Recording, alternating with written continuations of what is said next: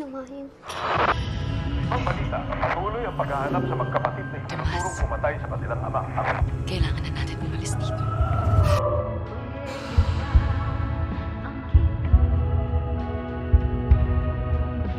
Huwag kang mag-alala, hindi ka sasaktan. Dahil ang mga anghel, hindi naman nananakit, di ba?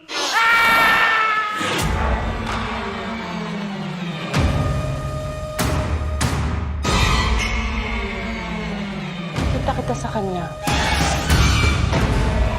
Puno ng pag-asa.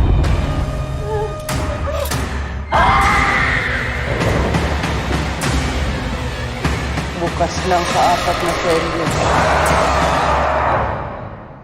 Anda ng lahat.